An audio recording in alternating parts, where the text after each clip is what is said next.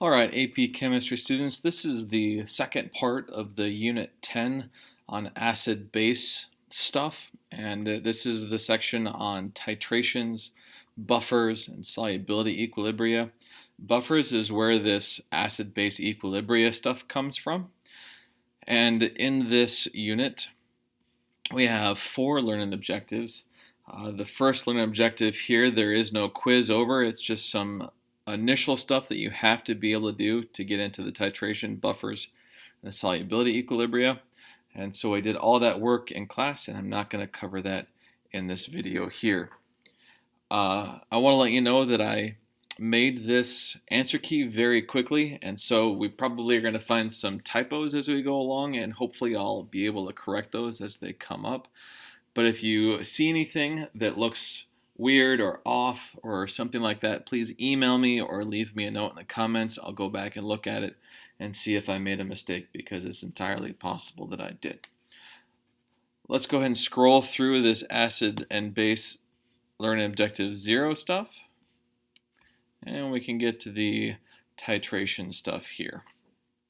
So first of all, this is kind of a typo, not really. This should be in red, so we can identify it as an answer.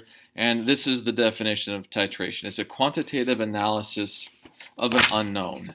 And the big thing here is that we're using volumetric measurements. So they're dealing with solutions, 2 different solutions that we're going to be titrating with. And we usually measure this quantitative volumes, or the quantitative volumes, using a burette or possibly a pipette. We have 3 different kinds of acid-base titrations that we'll go through. We have the strong acid, strong base titration. We have strong acid, weak base titration, of weak acid, strong base titration. So we'll start here with the easy one, strong acid, strong base, and the net ionics. Now the net ionic for the strong acid, strong base are always going to be the same. Hydrogen plus hydroxide makes water. You just have to be able to identify that the hydrogen, they have a strong acid and a strong base. Also, the pH for these at equivalence point is always going to be 7. So that's an important piece there. We have the titration curve. Now I'm going to give this a shot and see how I can draw one of these fairly well, but I usually am really bad at this. So we have our x and y axis. pH is on the y, 0 to 14. 7 there in the middle. We start off with a low pH, starts to climb a little bit, and then it spikes when it gets towards the equivalence point, and then it levels off. And then that pH at equivalence is going to be equal to 7. So that'll be very useful later on. Number 4 here is going to be a really kind of straightforward type of titration problem that you could see. And really, when we're given information about one thing and looking for the information about another thing, this becomes just a regular stoichiometry problem. And we always have the exact same 3 steps in stoichiometry. 1, convert to moles. 2, mole ratio. 3, convert out of moles. And in order to be able to do this process, you have to have a balanced chemical reaction. So that's the first part of this, and this is why we went through the learning objective 0 so much in class, to make sure you can take like hydrochloric acid plus sodium hydroxide and get water and sodium chloride. Now we can use the net ionic for these, but I find it easier just to use the entire problem, so you don't have to worry about trying to remember that hydrogen ions is the same thing as HCl. Just use HCl. So we have the value here for hydrochloric acid, or let's say this first, it's a 1 to 1 mole ratio. So that's our mole ratio. So whatever I have for moles of this, which is my first step, I'll have for moles of the other thing. after the mole ratio. Then I can convert it to whatever I want. So the first thing here is going to be 0.00625 moles of both of these guys, hydrochloric acid and sodium hydroxide. So to get my concentration of sodium hydroxide, just divide it by the volume, 0.05. This is for sodium hydroxide. We end up with a concentration of 0.125 molar. Now, there are several of these problems throughout the titration work, and so I will not go through each of these. I'll just give the answer. And number 5 is one of them. The answer for number 5 is 0.1589 molar. And in this case, we're looking for the acid hydrochloric, but it's the exact same reaction too. So it's a 1-to-1 mole ratio. The next one's a conceptual question about what would happen if you didn't have your lab equipment cleaned correctly. And the end process here, or the end error that you make, is that you leave a few drops of water left in that burette. And the question then becomes, will that impact things? The answer here is yes. Now, it would seem like a few small drops isn't going to matter that much, but remember that burettes can read volumes to plus or minus 0.02 milliliters. And let's say in one drop is about 0.05 milliliters, maybe a little bit less, a little bit more, just depending on the nozzle of the burette. So we have that. And then let's say you have 10 drops in there, that's a half a milliliter. Now, it doesn't seem like that's a lot, but it is definitely enough to impact your results. So that does matter. It dilutes your base in the burette, or whatever you have in your burette. In this case, it is the base, yep. And that means that it will take more of the base to neutralize the acid, and that will be a false volume that you use. The volume will be larger than it was supposed to, which means that you would have a higher concentration value for the acid. More base is used, that means more moles is used. That's the mistake. More moles than what should have been used. So you have more moles of acid divided by a constant volume of acid, and you end up with a larger concentration for that acid.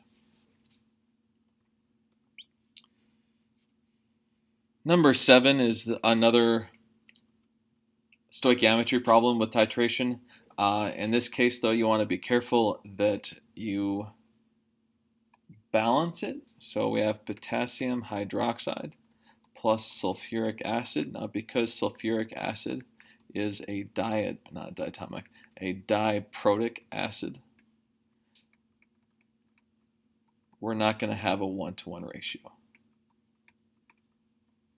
It's going to be a 2-to-1 ratio. So whatever moles of this I have, we get half as many moles of this. The answer comes out to be 0.1 molar sulfuric acid.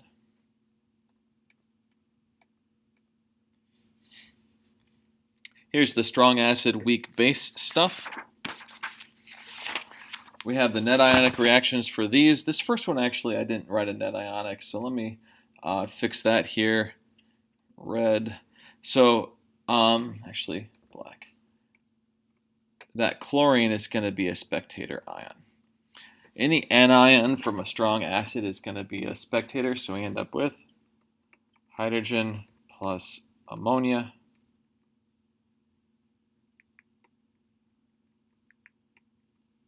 makes ammonium. And that's going to be the acid part of this thing. The rest are correct. Get rid of that spectator on the strong acid, and any alkali metals go away. So we end up with this for our weak base, weak base, weak base, or the conjugate base, I'm sorry, not weak, conjugate, conjugate, conjugate base. and we end up with that acid side. And this is why strong acids and weak bases at equivalence points have a pH less than 7, because you have something that is produced that can ionize and make those hydrogen ions there, which makes it acidic. Now I'm going to try to draw another one of these titration curves. This one, the last one wasn't great, but it was okay. This one's going to be worse. So we have 0 down here, 14, and 7. Still start at that pH here. I'm going to start climbing early though, and not end as high. So the overall endpoint is at a pH less than 7. So, and we just explained why that's the case. Number 10 is going to be another stoichiometry style problem. In this case, we have a 1-to-1 ratio again. The answer is 0.3676 molar hydrochloric acid.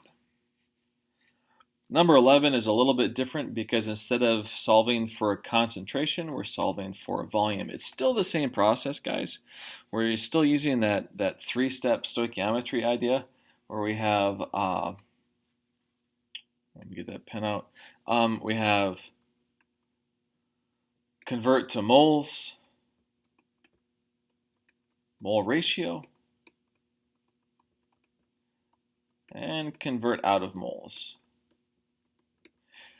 Just in this case, the difference here, instead of converting to molarity at the end, we're going to be converting to a volume.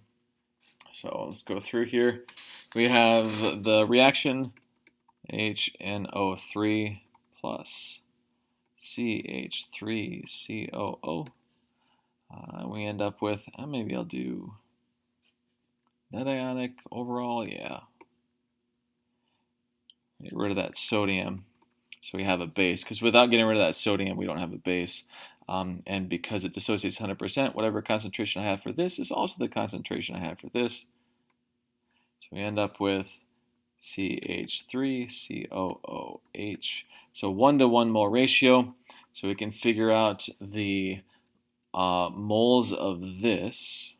So we have 0.117 molar equals X moles over 0.032 liters.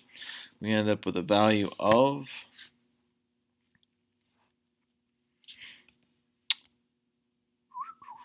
0.03744 moles, and that's of both of them, the nitric acid and that sodium acetate. So we can set that equal to 0.0985 molar over the volume. So starting here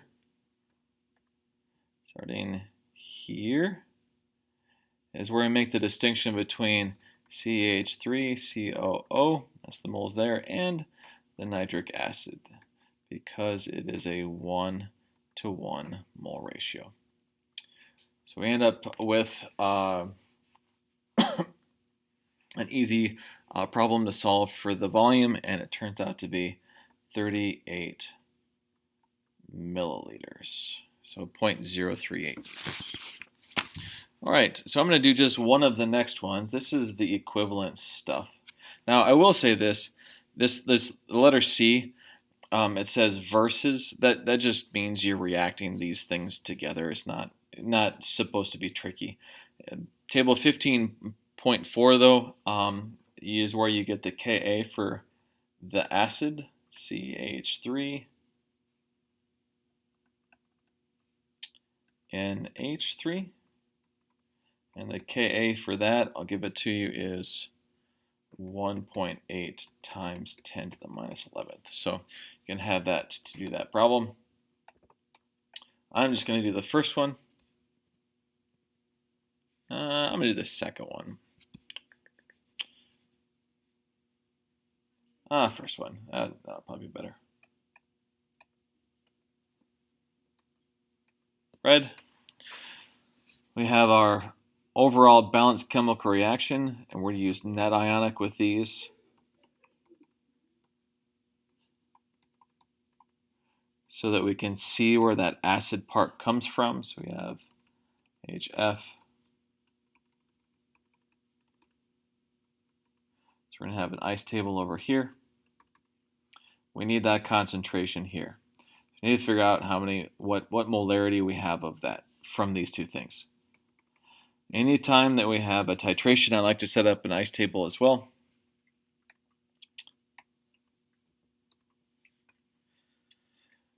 And we have 0.2 here, 0.2 here, and 0. Now, we got to be careful.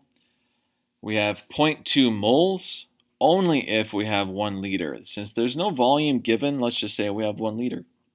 It doesn't matter what volume we choose as long as we use the same volume so that it still reaches equilibrium. It still reaches the endpoint. So let's use 1 liter, 0.2 moles, 0.2 moles, 0, 0, 0.2 moles. Now when we solve for pH, we need molarity. So we have to convert this into molarity, 0.1. It's 0.1 because we now have 2 liters of solution. 0.2 divided by 2, 0.1. 0, 0, we can set things up.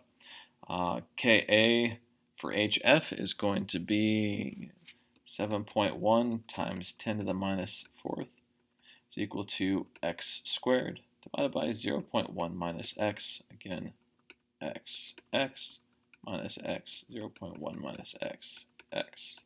So there's my products over reactants. This actually you can't use the approximation for. I did, and you get an answer very, very close, but technically you can't. And pH for this is going to be 2.09 when it's all said and done. If you don't use the approximation, or excuse me, if you don't use the quadratic and you do use the approximation, it's 2.07. So really pretty close. All right, answers for the others two. B is going to be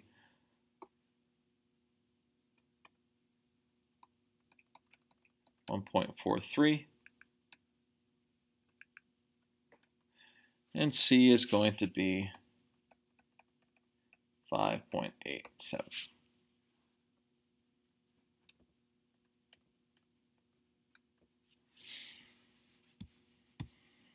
All right. Weak acid, strong base. This is the last part of the titration. When we have these guys, we have to keep the acid so that it does not ionize. So in other words, we can see that with hydrofluoric acid stays together.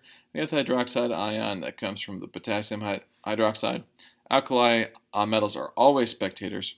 Get our water and fluorine. That fluorine is why this thing is going to have a pH greater than 7 at the equivalence point. So let's take a look at that just real quick. So why there? Okay, I think I got it now. F minus can ionize in an aqueous solution to produce HF and hydroxide ions. Those hydroxide ions are the reason why this is going to be basic at equivalence. There's those. Let me go ahead and scroll this up so you can see. I guess that's all of them. Okay. Number 14 is a good one because it's a little bit different than what we normally see in just straight stoichiometry style problems. In this case, we're looking for the molar mass.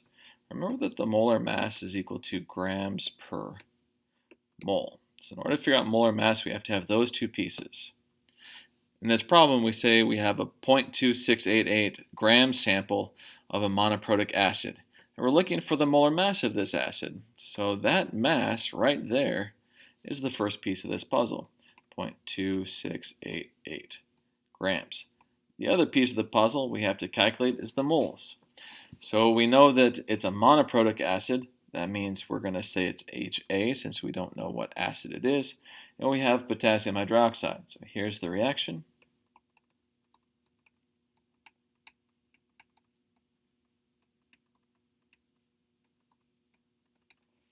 There it is. And now we can set up our little, well, I have to do an ice table for this. I guess all we need to know is that it's a 1-to-1 mole ratio. So whatever moles of the potassium hydroxide we have is going to be the exact same moles of the acid. And that comes out to be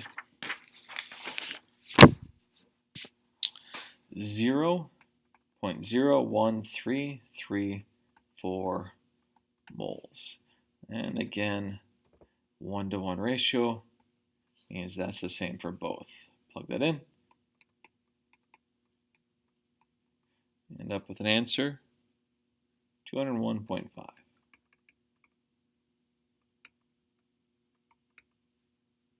All right.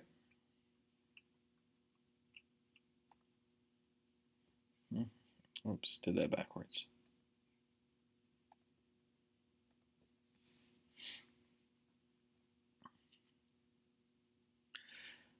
'15 is back to those regular straight stoichiometry style problems. You have to make sure you have the net ionic right. So to make sure you have that, I'll go ahead and write that out.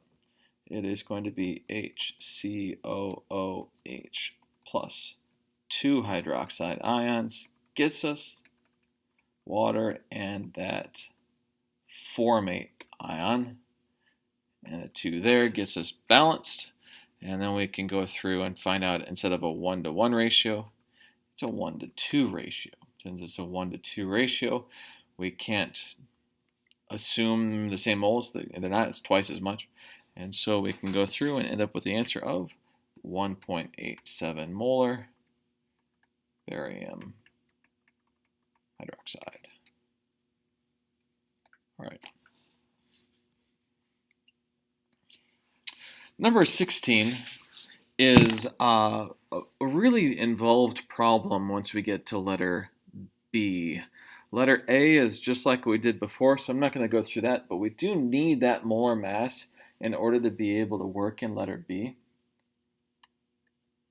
So we have a molar mass of 109.6 grams per mole. So we need that. I'm going to go down here. Darn. Okay. Thought that would work better there. Erase. We have 109.6 grams per mole for the acid, and also we need to keep track that there was 0.1276 grams of that acid. All right. So we have 10 milliliters of the base, which was sodium hydroxide. And that sodium hydroxide had a concentration of 0.0633. Now I'm referring back to the original prompt up in question number 16. And the pH there was determined to be 5.87. So this here is at the end. That's after it reaches equilibrium. So that's going to be a very helpful piece of information when we set up our ice tables. And we end up needing 2 ice tables for this. We need 1 for the titration part, 1 for the pH part. This is no different than the ice tables that we've done before for like finding the equivalence point or doing some titrations that don't reach equivalence point. You need to figure out what kind of mole change there is and what kind of pH change there is. So this is our mole change, and this turns out to be pH. Remember, pH, you need molarity, so we'll come back to that. We have these 2 different sides that we're going to be working in. We have that acid plus the sodium hydroxide mix water, and that, I'm going to do net ionic. It makes more sense that way so we can see that base, that acid. So here's the first ice table. We end up with 0.00 116 moles of the acid. That comes from this over here. I took my 0.1276 grams and converted that into moles. There's my moles.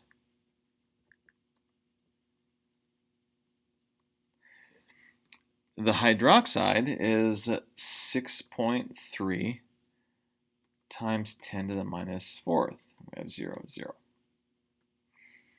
One of these two things has to run to 0. It's going to be the smaller of the two because it's a 1-to-1 ratio. So we have minus 6.3 times 10 to the minus fourth, which we needed 6.3 times 10 to the minus fourth. That gets us 5.31 times 10 to the minus fourth moles of the acid.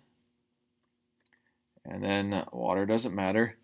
And then we end up with 6.3 times 10 to the minus fourth moles of that conjugate base. This allows us to make this other ice table to figure out the Ka. So the Ka is going to be based on the acid dissociating an aqueous solution. We could also write this with the acid or the conjugate base first, and you would end up finding the Kb instead of the Ka, and then go backwards from there. But we can just now show that we have acid left. We're not out of acid, so there's our initial there, and we're starting with some amount of conjugate base. So here's the ice. However, we don't have any of those hydrogen ions. 6.3 times 10 to the minus fourth. Here we have, oh, back up. I messed that up. Not badly, but this is the same mistake that most students make, and that is you have to have molarity over here. So the acid turns out to be 0.015 molar, and this is 0.0181 molar. All I did was take the moles and divide it by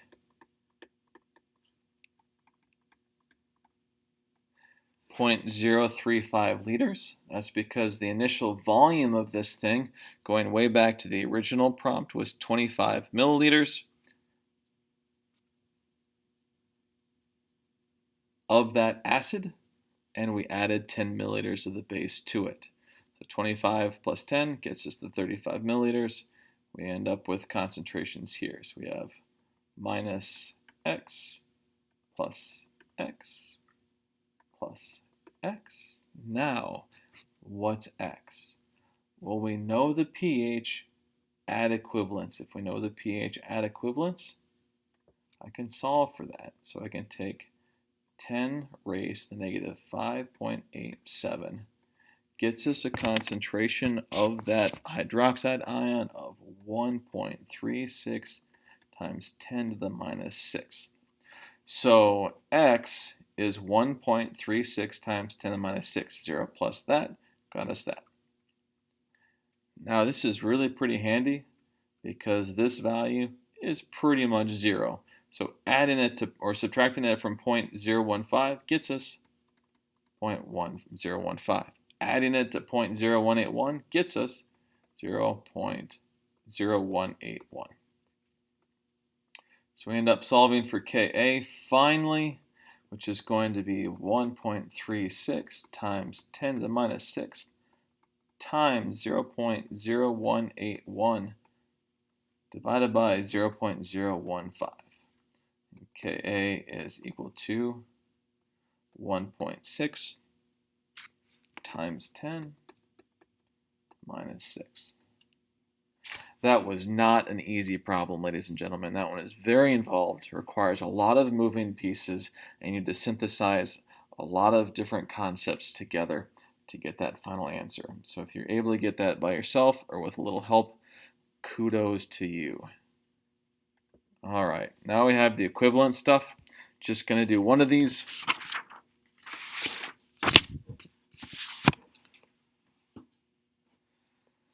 .1 molar and .1 molar. Again, we're going to assume 1 liter for each of these to make our life easy.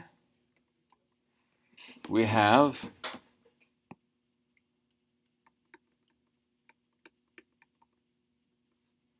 the neutralization reaction. See that versus again? I'm not sure why it's like that. It's just those two things reacting together. Plus the hydroxide ion gets us water and HCOO minus. We have a really simple ice table here just to make sure we keep track of things. 0.1, 0.1, 0, 0, 0.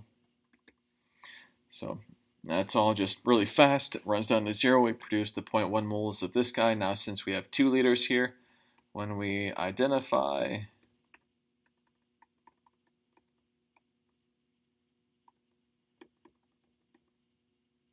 hold on a sec, 0, 0H. I'm getting distracted. When we identify the starting amount of this, we have to take that 2 liters into consideration. So we have 0.05 molar. Again, making this point one more time. When we have a change in volume, we need moles. So change in moles over here.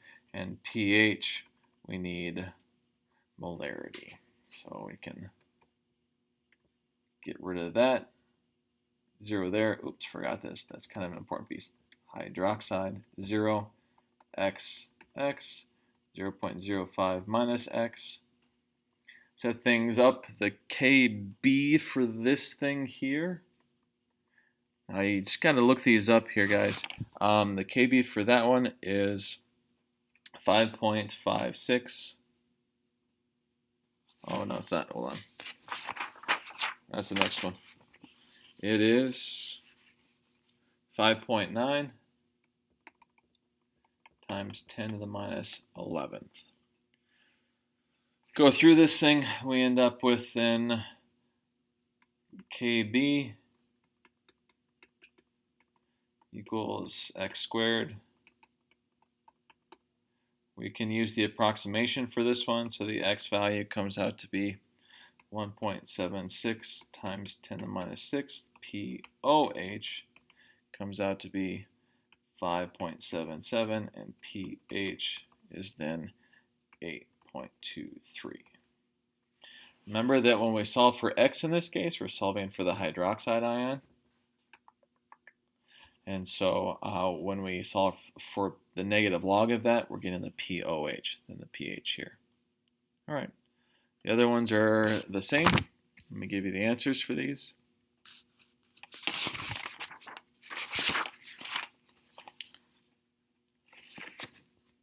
Scoot that up a little bit.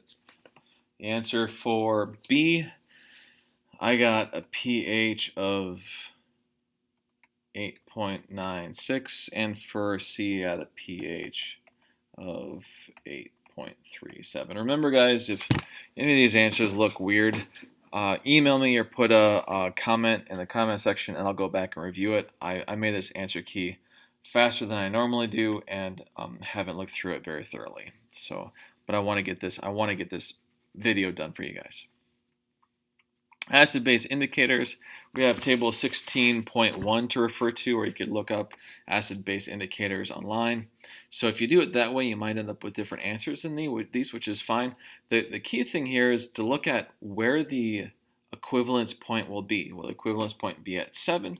Will it be above 7? Or will it be below 7? So B, since we have a strong acid, strong base, the pH equivalence will be equal to 7.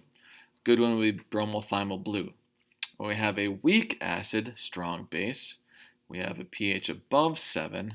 So phenolphthalein, that's what we did when we did regular titrations in general chemistry. We had vinegar, which is a weak acid, and sodium hydroxide, so it worked really well. Strong acid, weak base, pH is going to be less than 7 at equivalence.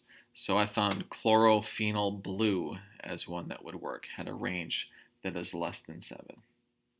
Oh. All right, now after I think about a half an hour, we made it to learning objective 2. Now that means that this is going to be a long one. I was hoping to get it done in maybe an hour 15 minutes, but maybe that is not going to happen. Buckle in. The first thing about buffer solutions is, I guess we'll talk about the common ion effect, and then we'll talk about what a buffer solution is. First of all, if we take something that has a solution that has an ion in it, let's see here, let's write this out.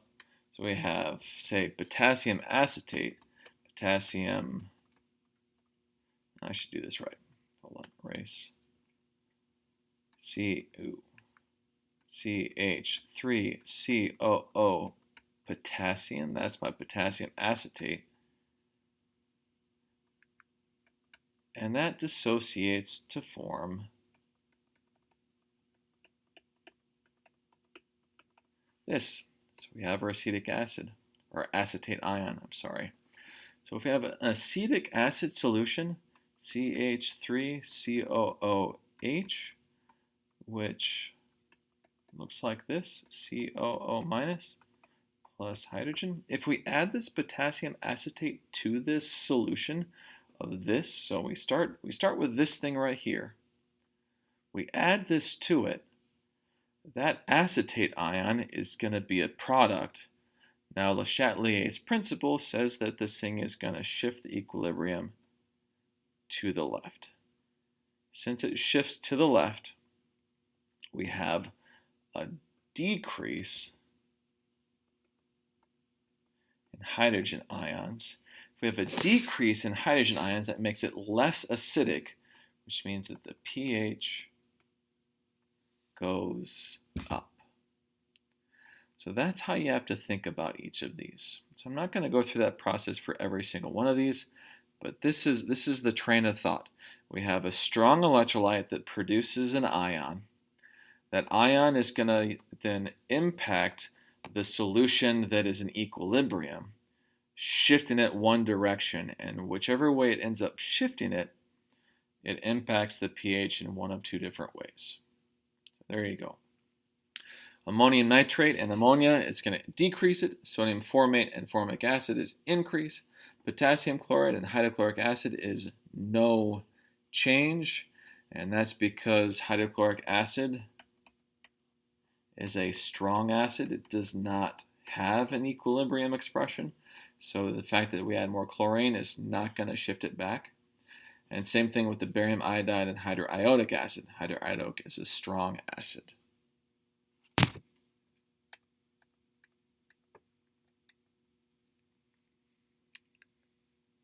So we have buffer solutions.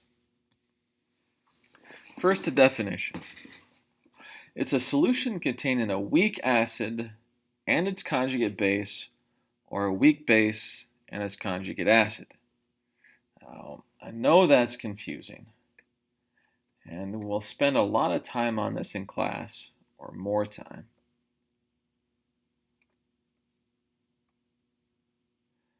But always remember that buffer solutions have to have two parts.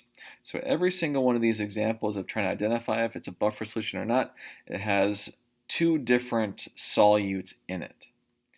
So we have this first one, letter E, that I'm going to go through. We have a weak acid.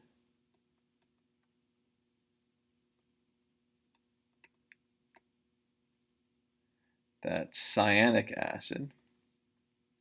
And then we have potassium cyanide. Alkali metals are always going to be spectator ions. So we end up with the conjugate base. HCN, hydrogen plus CN.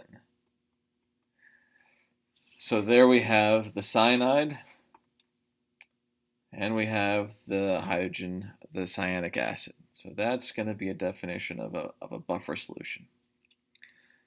Here's a strong acid. Strong acid can happen. This one's a little bit more complicated, but if we just get rid of those Spectator ions, we see the bisulfate ion. And that sulfate ion, we have the weak acid, the conjugate base. Same thing with this one. Get rid of that. We have negative, -2. Same thing here. Get rid of the spectator. And this one here, get rid of the spectator. NH3 plus water gets us NH4 and hydroxide. So there's the NH4. There's that the other side of that one. So that's how you can. If you have a strong acid or strong base, it can't be a buffer solution. If it has some other pieces that you have to dig through, it might be a little bit more difficult. But it's very easy to identify when it's for sure not a buffer solution. All right, which of the following has the greatest buffering capacity? And it's a multiple choice. It's going to be the one that has the largest concentrations. So in a buffer solution, we have an acid that can react with bases when it's added. We have the conjugate base. As a reminder, here's that conjugate base that can react with acids. Greater concentration, greater ability to buffer. Calculate the pH of these buffer solutions. Oops.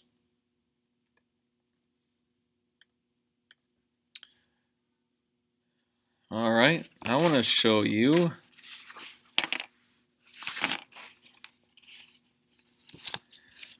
what's called the Henderson-Hasselbalch equation. So the Henderson-Hasselbalch equation is very handy in calculating the pH of buffer solution. It is the pKa plus the log of the conjugate base over the acid. And these are going to be our concentrations, or they can be moles because you'll have a ratio, and the ratio will be the same, whether it's concentration or moles. So there it is, the conjugate base over the acid. Conjugate base over the acid.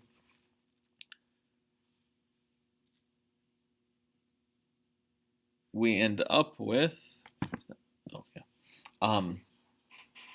pH. Now the negative log of this, so it's 1.8 times 10 to the minus fifth is the Ka of acetic acid, and the pKa, we use it so often we just kind of get it memorized. pKa is equal to 4.74. The pH is equal to 4.74 plus the log of 0.2 over 0.2. That here, hopefully you can see the log of 1 is going to be equal to 0. Log of 1, 0. So the pH is equal to 4.74. Now this one here is going to be the exact same problem. Like literally the exact same problem. I have no idea why this one is on here, because we end up with a pH of the exact same thing. All right, well, look at that. Now we can go on to letter C. Now, when we have a base, we can instead look at the POH is the pKb plus the conjugate acid over the base. And so the conjugate acid is going to have some kind of a positive charge to it. And we have concentration there and there. So POH in this case is equal to, and this is the really weird part, because the Kb of ammonia is the exact same thing as the Ka of acetic acid. So don't get confused about that. So we end up with again a 4.74 plus log. Now the conjugate acid is going to be the 0.35 over 0.15. And that is because of this right here. Dissociates completely, NH4Cl.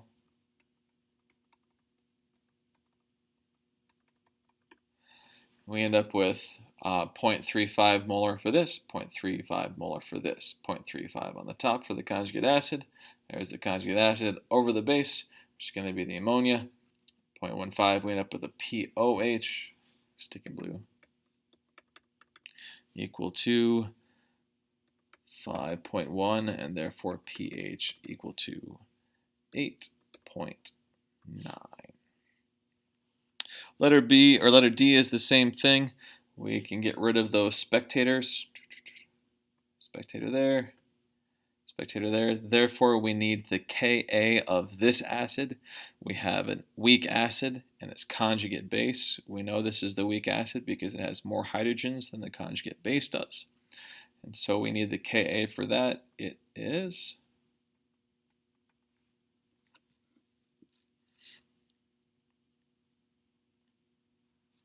I actually don't have the Ka. I have the pKa.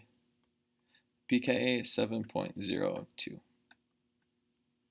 So you can use that. Don't have to do the next step. I already give it to you as the pKa. I think this is 4.7. That's right.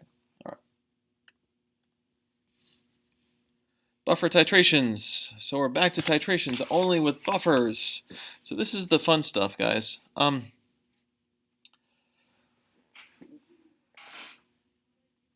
When we have a buffer solution, it can react with an acid or it can react with a base. And when it does so, its pH doesn't change very much. And we will or went through a problem in class to show how that's the case.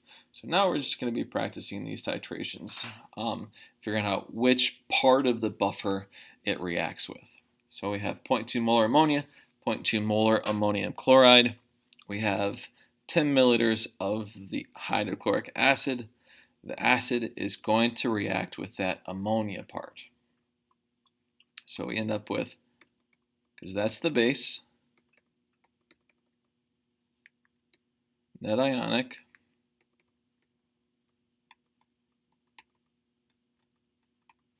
so there's the NH4 plus for the N. Notice that what I produce is the same thing that the other thing has. So here's my ice table. Has to be in moles.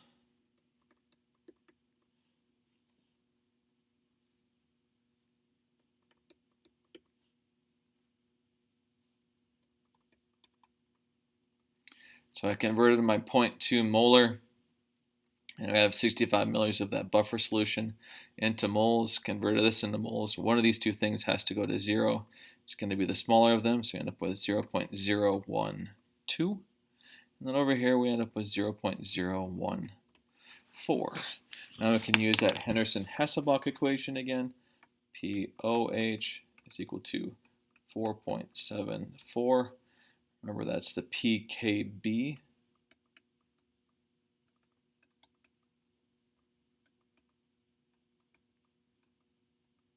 And the Kb was equal to 1.8 times 10 minus fifth. So that's where that 4.74 comes from, plus the log of the conjugate acid, which is going to be the thing with the positive ion on it, 0.014. Sorry, yep, that's right. Divided by the other thing, 0.012. Now what's really nice about this is that it ends up that it doesn't matter if you use moles or molarity because the ratio is the same. Because we have a constant volume here, so if we divide these by that constant volume, we still end up with the same ratio between the conjugate acid and conjugate base. So we don't have to convert it into molarity to do that problem. So the POH comes out to be 4.8 and the pH 9.2. Now, letters B and C are identical to this, just more practice, so I'm not going to go through them. I'll give you answers for them. The pH here is equal to 9.13, and the pH here is equal to 9.06. And you can see we started at a pH, by the way, of 9.2. That was the first answer. You see that we added 10 milliliters, 20 milliliters, 30 milliliters, and it changed pH by less than 0.2. So this is the power of a buffer solution. We can add acid to it. We could also add base to this one, and it wouldn't impact the pH that much in overall. All right.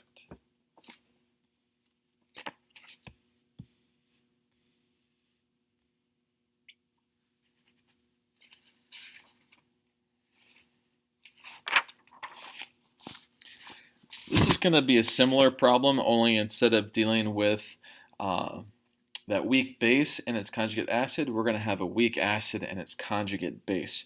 So we have formic acid and this potassium formate stuff. We have Kas and Kbs.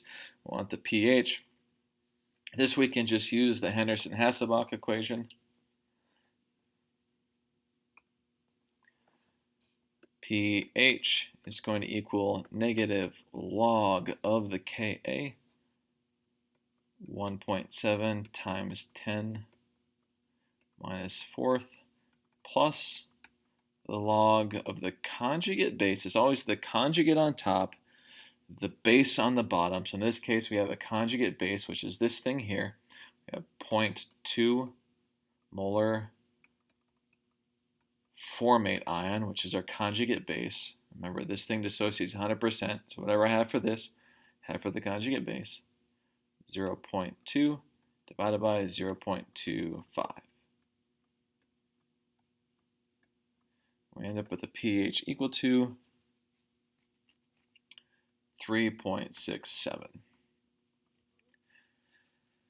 Now if we add to this thing some potassium hydroxide, we're going to add that then to the acid piece of this rather than the base like we did before. Let's see how it impacts that pH.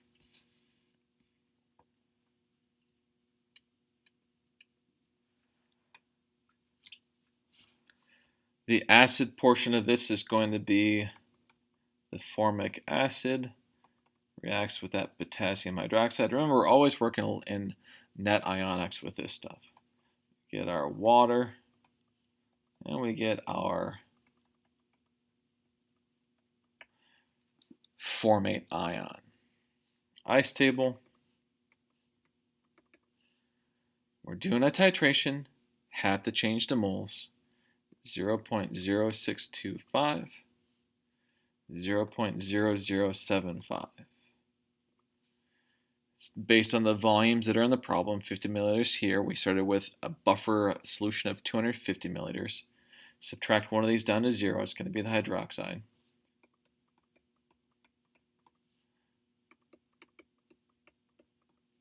Brings us down to 0.055. Water goes away. Now the formate started out as 0.05. Add to that 0.0075.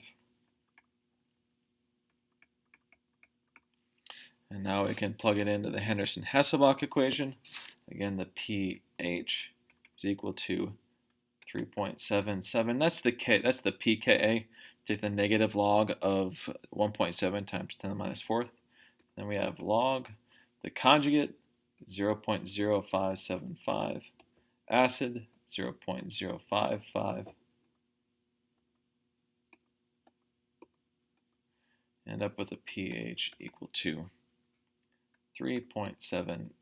Started out at 3.67, added 50 milliliters of a strong base with a significant concentration. It's not nothing. Ended up with hardly moving the pH at all. So there you go. Now we get into some other stuff that's kind of fun. What volume would be needed to completely neutralize the acid in the buffer solution? So I didn't give enough room to do this problem, so I'm gonna squeeze it in here. First of all, in order to figure this problem out, we need to then figure out what moles of the acid would be required. So we have that HCOOH, I'm going to do this problem right here for now, HCOOH plus the base, which is that hydroxide right here, makes water, and that formate, HCOO minus.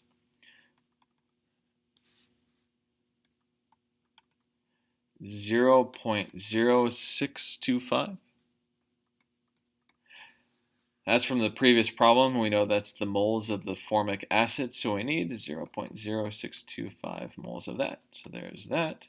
We had 0.05. We would add on to that. We don't really need that for that problem. All we need is this right here, the moles of that base, 0.0625, and then we can convert that into a volume. 0.15 molar potassium hydroxide, or just hydroxide ions, gets us 0.0625 moles over X liters. We end up with a value of 417 milliliters. We're going to need this later on. I've done this problem, or this set of problems, a couple times now, so I know that's going to come in handy later on. So keep track of that 417 milliliters. Now we can figure out what the new pH would be. All right, so here is, no, I don't want to erase this. I'm not going to erase it. So now we're working on this one here next. We have this down to 0 and 0. We can add this 0.0625 over here. And because it's going to be the exact same ice table we have to set up, it runs down to 0. We add this on, we end up with 0.1125 moles of this stuff.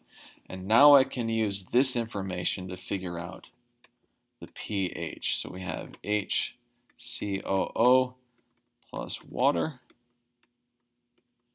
HCOOH plus OH minus. Ice table here.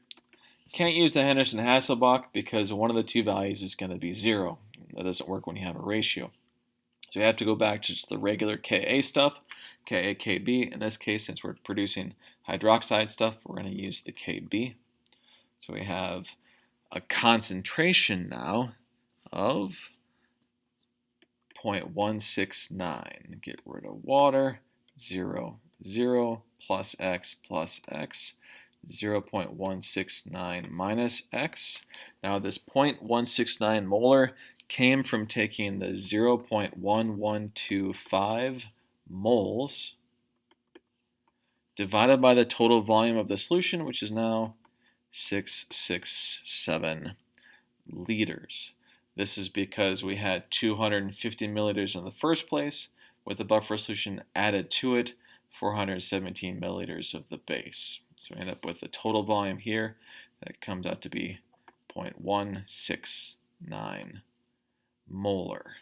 Now I can do the Kb work, end up with X.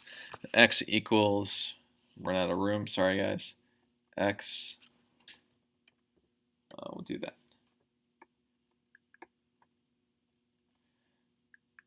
X is equal to 3.16 times 10 to the minus 6. POH is equal to 5.5. And pH is equal to 8.5.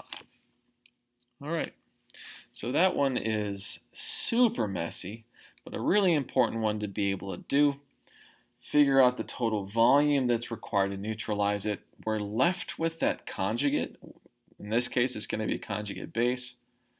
Go back and show what it would be in an equilibrium expression, just like we do in Chapter 15, and go through that regular Chapter 15 work.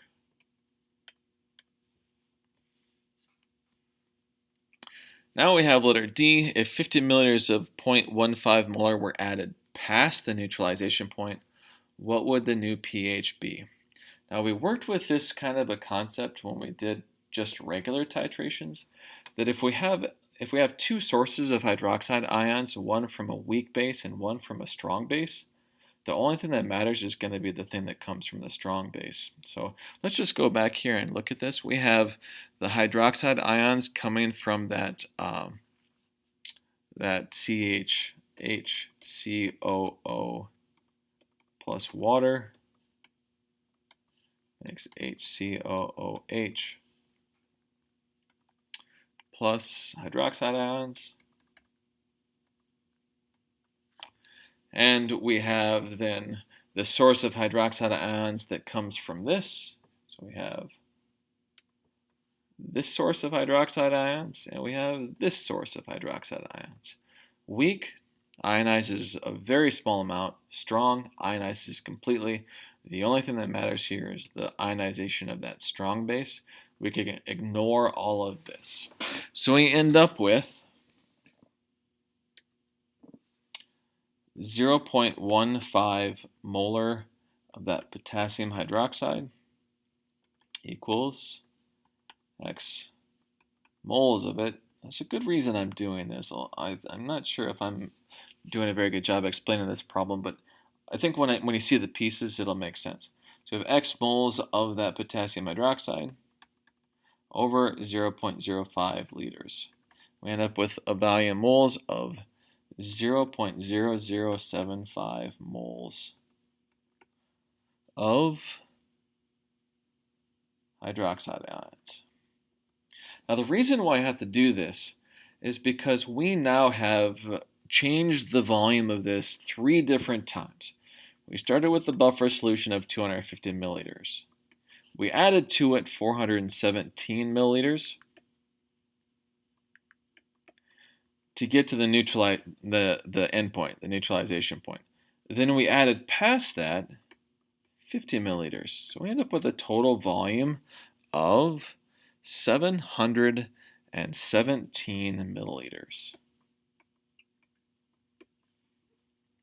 So if we know the moles of the hydroxide ions from this, we have to divide that by the total volume of the solution to get the concentration of the hydroxide ions that are in that solution. Basically, we're diluting this. We're taking 50 milliliters of here, and we're diluting it into that 717. And we end up with 0.01 molar hydroxide, which gets us a pOH equal to 2 and a pH equal to 12. All right.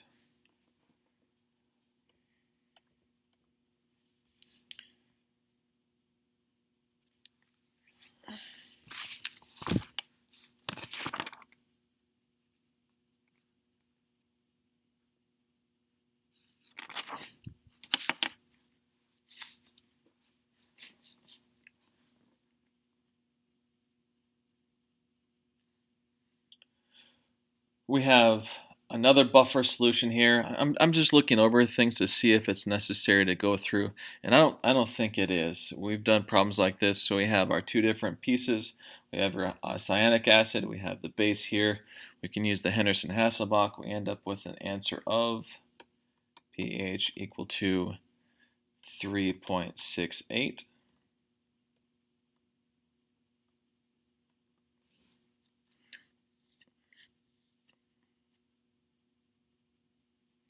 Letter B.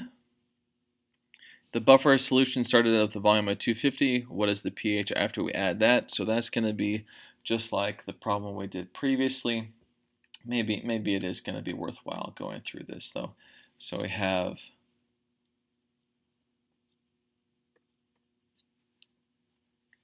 the cyanic acid here, and we have the HCN. We have the 2 different pieces, HCN, and we have then the conjugate base of that. Since we're adding acid to it, we take the cyanide portion of it,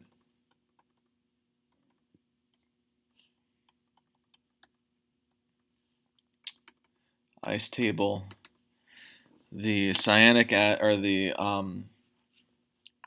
which one was it? The sodium cyanide was 0.00625. We're adding to that the acid, which is 0.01 moles of that, and then we have 0.0375 moles of this. Now again, they have to be in moles because we're changing the volume. End up with 0.0525. This is minus 0.01 plus 0.01, 0.475. Put it into the Henderson-Hasselbalch equation. It's going to be then, I don't know if did I give you the Ka in here? Yes, I did. It is 3.5 times 10 minus 4th. So the pH is equal to negative log of that thing, 3.5 times 10 to the minus 4th plus log of that.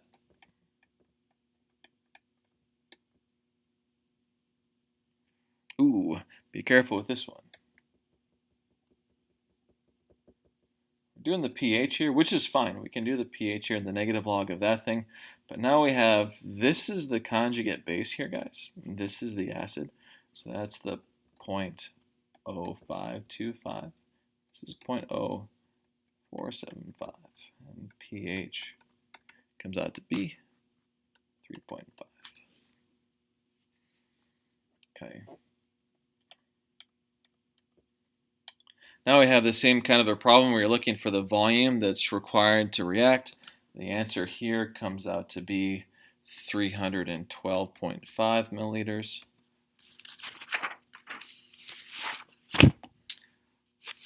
What's the pH after it's all said and done? Again, it's the same style of problem we did previously, so I'm not going to go through it. Comes out to be pH is equal to 1.97. And this very last problem, ladies and gentlemen, to be perfectly honest, needs to go away. So I may go over this problem in class, but overall, I'm going to just get rid of that problem. And I'll explain why in class. So if you're not part of this class, or you aren't here that day or something, you'll need to come see me or shoot me an email or something like that, because I'm not going to explain it here. All right. Now, I didn't realize this until just a couple minutes ago. This is actually part of Learning Objective 1. And these are the partial titrations involving a weak acid or weak base. So instead of going to completion, we're just doing the partial ones. And I'd thought that they were in here somewhere, and I just stumbled across them while I was flipping through the pages. So this is part of Learning Objective 1, and I'll go through these here.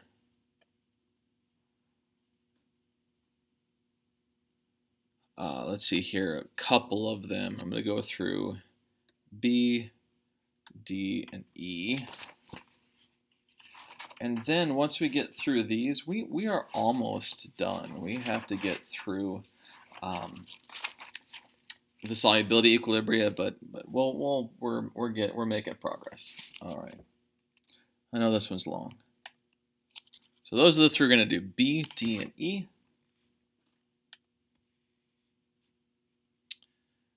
I'm going to have to write and erase as I go. So here's B.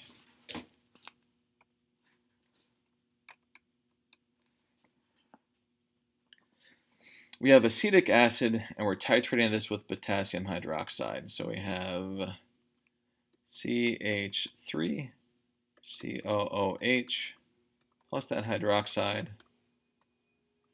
makes water, and CH3COO minus.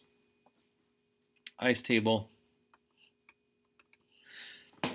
This one here is going to be at then 0.0 0.025 moles and 0.001 moles. Water goes away. Start with 0 of that. That's a titration, not a buffer. So then we can subtract these things out down to 0. This is 0.0015, and this is 0.001. Now, at this point, what I can show you is that we have a buffer solution. And with a buffer solution, we can use the Henderson-Hasselbalch equation. I have the conjugate base. I have a weak acid. I can do pH is equal to negative log, or excuse me, I'll write this out, pKa plus the log of the conjugate base, whatever the conjugate over the original, there's the acid. So we can plug this in. We get negative log of the 1.8 times 10 to the minus fifth because it's acetic acid again. So Ka for this, 1.8 times 10 to the minus fifth. These things, you just got to look them up. End up with 4.74 plus the log of this, 0.001 divided by 0.0015 equals 4.56. So there's how to do that problem. Letter D is a little bit different, which is why I'm doing it. So here's D. Same reaction, CH3COOH plus the hydroxide. Mix water.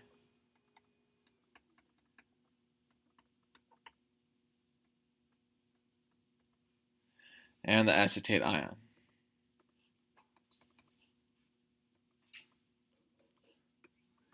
Ice table, 0.0025, and we get 0.0025. We're converting these things into moles. So this is the moles for this, and this is the moles for this. Notice here, go down to 0, 0.0025. Now we have to do that other table, CH3COO minus plus water.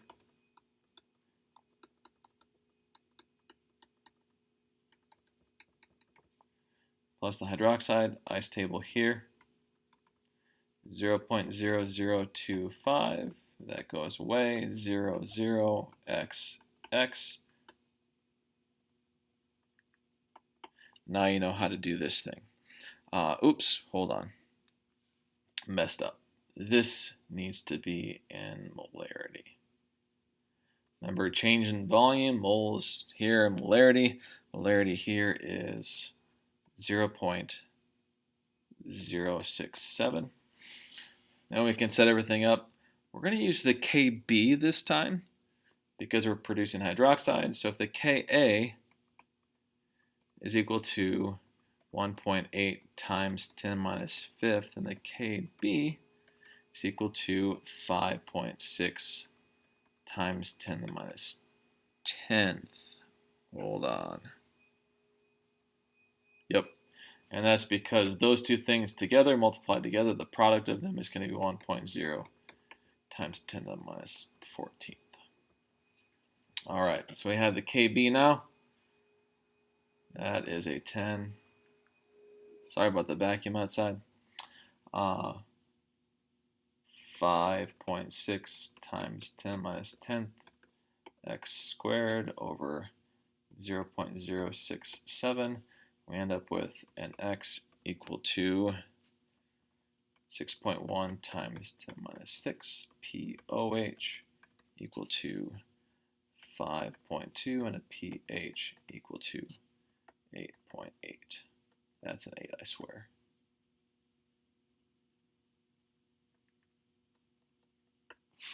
All right, so there's that one. The last one they're going to do is when we go past the endpoint, we have ECH3COOH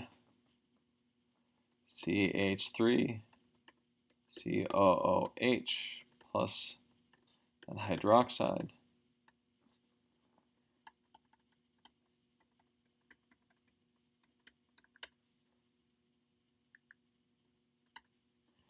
So in this case, we're going to end up with extra hydroxide ions and run out of that weak acid. So again, we start with the same amount of moles of this guy here,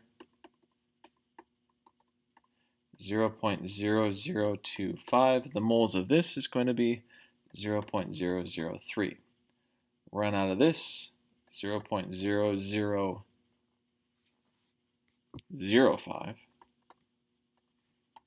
That goes away, and then we have this as well, 0.0025. Now we have two sources of hydroxide ions. We have hydroxide ions from the strong base. We have hydroxide ions from this weak base, because this weak base can do this. And that aqueous solution that is in, CH3COOH plus hydroxide, just ran out of room. And we have our hydroxide ions there. It only matters from the strong base. So we can take our 0.005, divide that by the total volume of the solution, which is 40 milliliters now, 15 and 25, gets us a concentration of hydroxide ions of 0.0125 molar. POH is 1.9, and pH is equal to 12.1. All right, there's that.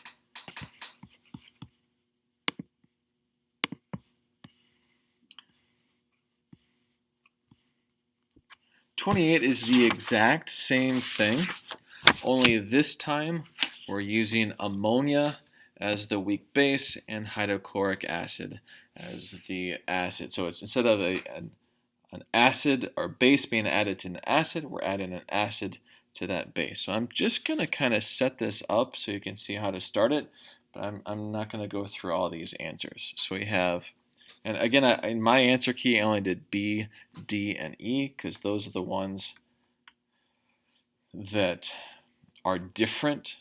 This is just going to be straight like chapter 15. This is going to be exactly like letter B, and those are different. So we have NH3 plus that hydrogen ion, NH4. So there is the initial reaction that we work with. Now, anytime that we do work with this, though, since we have the Kb of ammonia, at least that's what I'm working with, is 1.8 times 10 to the minus fifth. If we use the Kb, we are solving for the POH, so it's pKb plus the log of, and this is going to be whatever concentration that is, over that.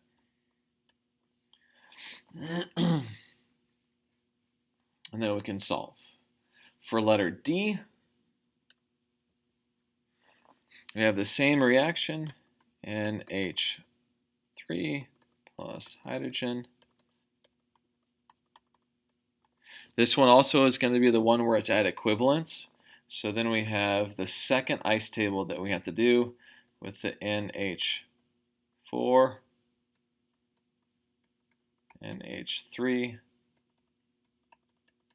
and then we have to use the Kb, excuse me,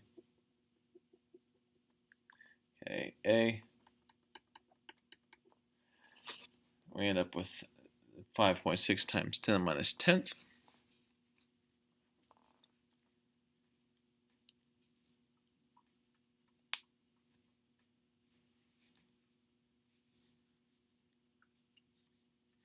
And then we can solve for that one that way. Remember that this has to be in molarity, and this has to be in moles. Finally, the last one, letter E. Same reaction again, NH3 plus hydrogen.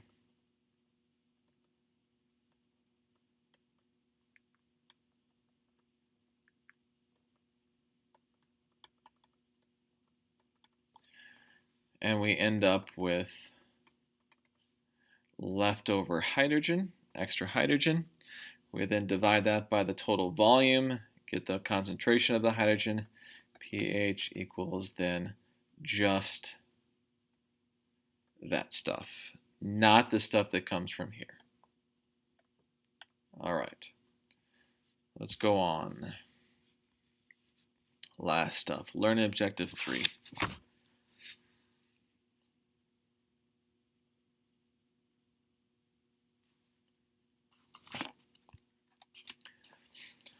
At the beginning of the year, we did solubility rules, and we said that when we had, say, like a hydroxide, it was insoluble except for when it was with an alkali metal, and then it was soluble. And that was a bit of an oversimplification. All ionic compounds are soluble to some extent, just many of them a very small extent. And so we go through here and we start looking at what's called the equilibrium, the solubility product, which is an equilibrium expression related to how soluble these things are. And we write it then as a KSP is what it's called. And the KSP is called the solubility product, and we then take the ions that are produced in the solution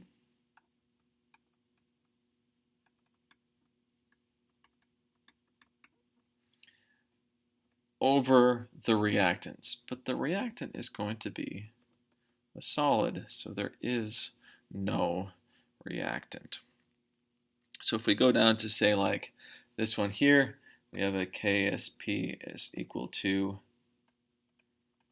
silver squared, and that chromate ion raised to nothing. So we can see how to write solubility products. It's just the products over nothing because the reactant is going to be solid.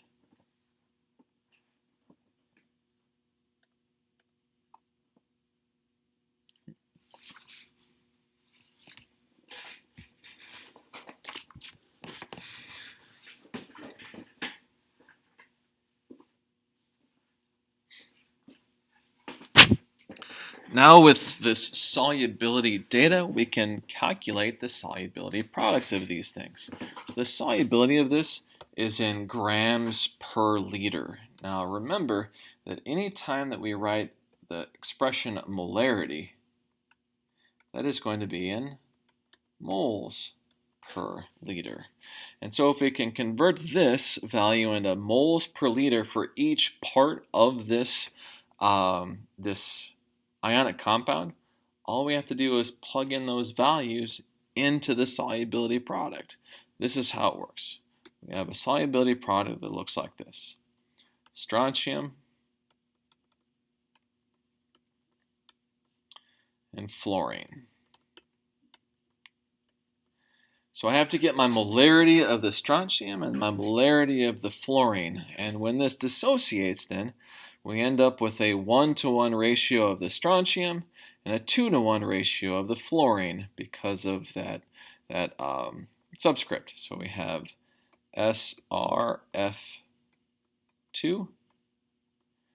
and we draw it like this: SR2 plus 2 fluorines. So all I need to do is figure out the molarity of this thing, and then we end up with a pretty simple ice table. And so when we draw these things out, use an ice table, we do so with S's instead of X. It's just the way it's done. If you want to continue to use X's, that's fine. But in general, nothing goes here, but I like to do this. The reason why nothing goes here is because it's not involved in equilibrium expression, but this helps me keep track of it. So I have a value here, 0, 0, plus S, plus 2S. So here's my S, there's the 2S. And now I can plug this thing in to to figure out my values. So here's my grams per liter, I need moles per liter, so 7.3 times 10 to the minus second grams per liter. Now I need to get rid of grams. I want moles. So 1 mole of this thing is going to equal 125.6. This is all for SR2. SRF2 gets us a value of 5.8 times 10 to the minus fourth moles per liter. So this thing here has a concentration of that based on its solubility. Now this becomes then our S. So the concentration of our strontium ions is exactly that. The concentration of our fluorine ions is double that. Again, this is because of how it dissociates. A 1-to-1 ratio for the strontium, a 1-to-2 ratio for the fluorine. So we plug these values into our solubility product. So I'm going to then put this down here. So the KSP is equal to strontium, which is going to be 5.8 times 10 to the minus fourth, and fluorine, which is going to be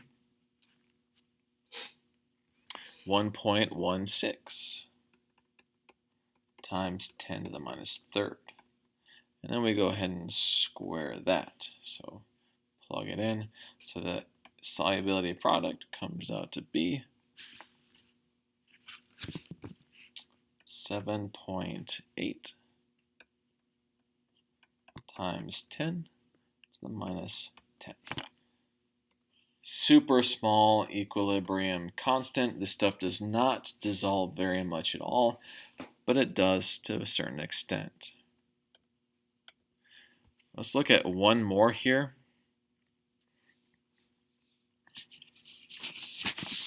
And then the other ones are additional practices of the same thing. So we have silver phosphate,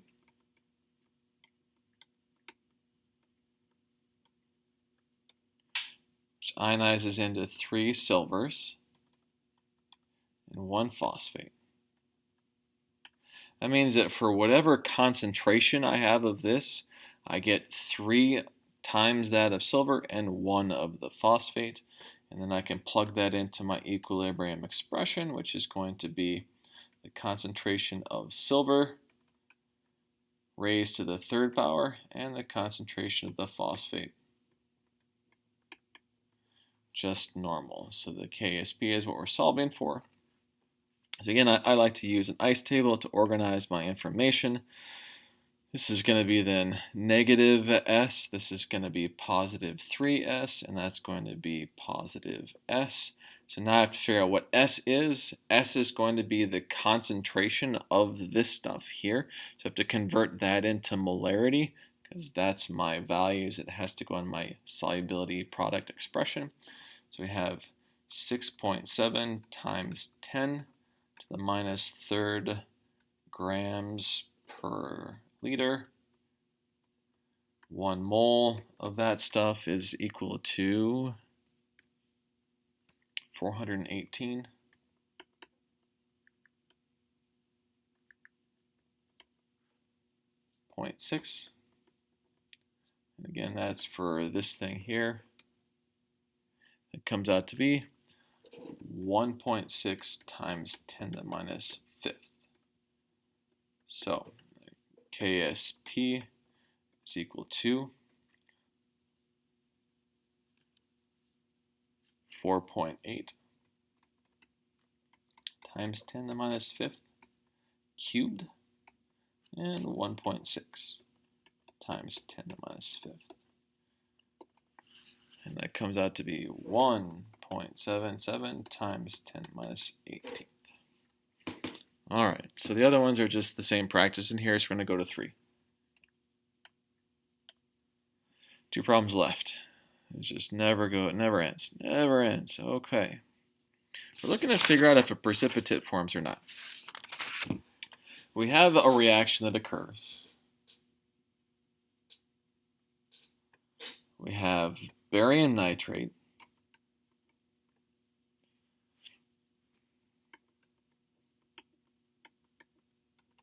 plus sodium carbonate.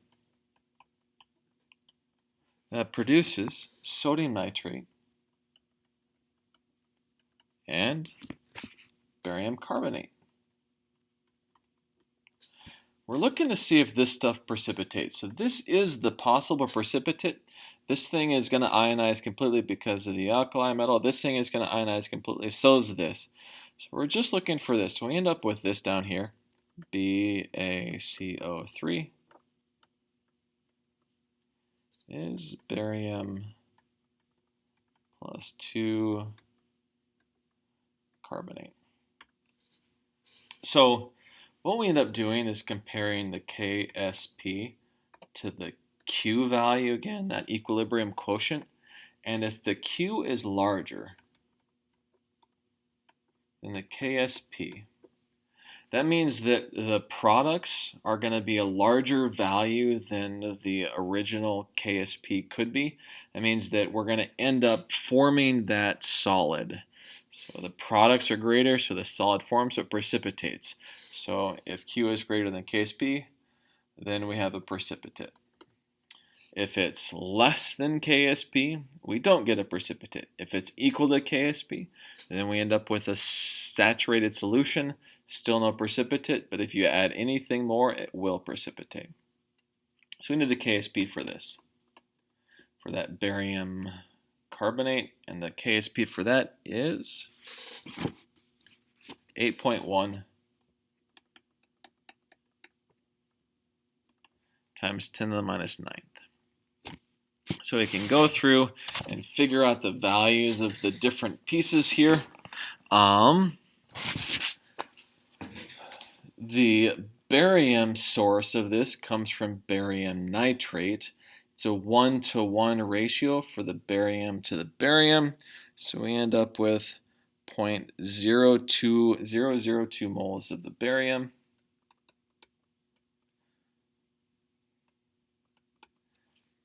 And the same thing with the sodium carbonate. The source of the carbonate ions comes from the sodium carbonate, and the carbonate is a 1-to-1 ratio, so that is 0.005.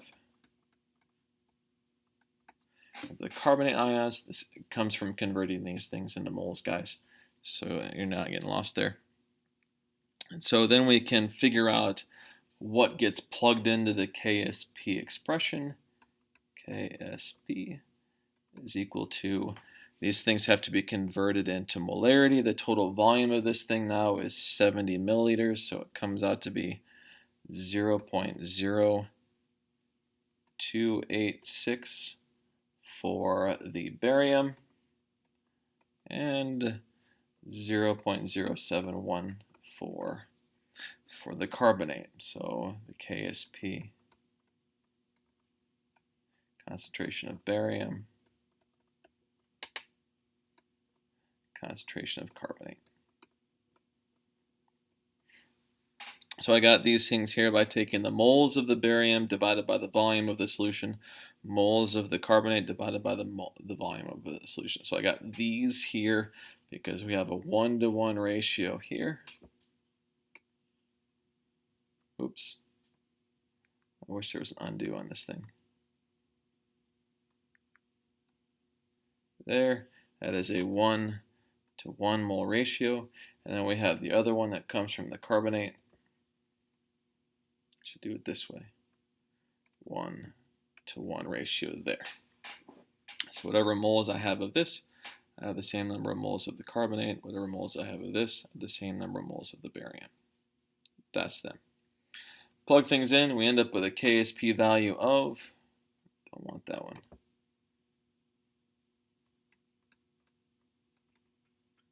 Oh, that's wrong. This is actually the Q. That was kind of a big boo-boo. That was a bigger boo-boo. So we end up with, is there Control Z? Ah, look at that. I'm a happy camper right now. So in this case, we have Q that we're solving for. Sorry guys, I'm getting tired. This has been an hour and a half of this stuff and I can only focus so much. So this is a Q, this is a Q, this is a Q, because we're going to compare Q to that KSP. We end up with a Q value of 0.002. Q is larger than the K, therefore, yes, precipitate will form. All right, one more problem. We can do this.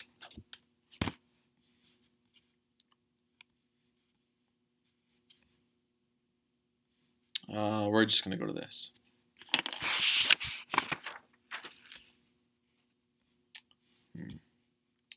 Calculate the pH of the following saturated solutions.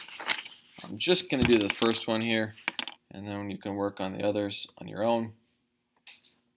pH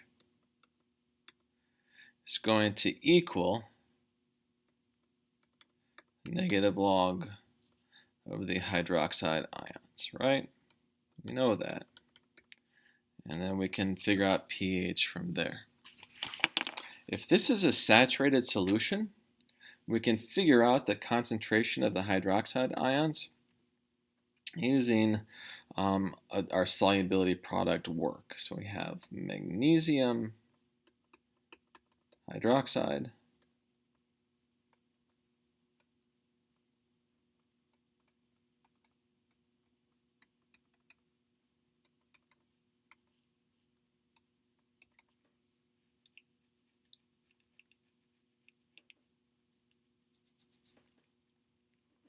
So remember before when we had that S variable?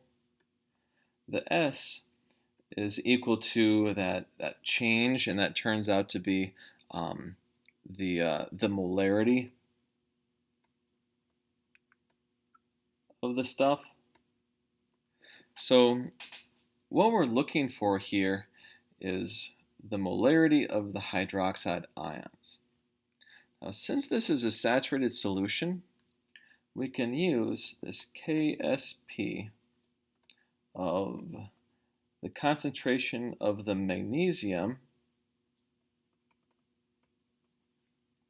and the concentration of the hydroxide ions to solve for that hydroxide ion. Now we can figure out then that the hydroxide ion is going to be equal to 2S. Again, this goes down by S, but it doesn't really matter. 0, 0 plus S, S plus 2S, 2S. So the concentration of the hydroxide ions, is equal to 2S. So I'll have to figure out what 2S is. This turns out to be KSP is equal to S, 2S squared. KSP is equal to 4S cubed. The KSP value is equal to 1.2 times 10 to the minus 11th. Just gotta look these things up, guys. That I just looked up off the table in the book. Is equal to 4S cubed. S comes out to be 1.44 times 10 to the minus 4th. And then we have 2S is equal to 2.88 times 10 to the minus 4th. I have 2S. That's my concentration of the hydroxide ions. So now I just go through and plug things in. I mean, different colors so you can see where this is progressing to. So this is going to go here. We have POH is equal to 3.54, and pH is equal to 10.46.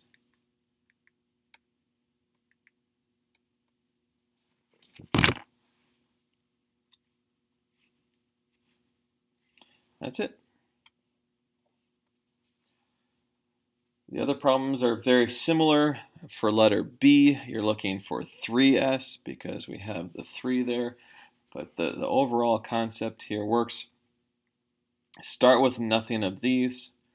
Go through and plug in your ice table value so you can plug that into the equilibrium expression, which in this case is called the solubility product. Solve for your S, and then figure out what that needs to equal for your hydroxide ion concentration. Here's the 2S. 2S is equal to hydroxide ion concentration, pH. All right, ladies and gentlemen, that is it. Hope you enjoy.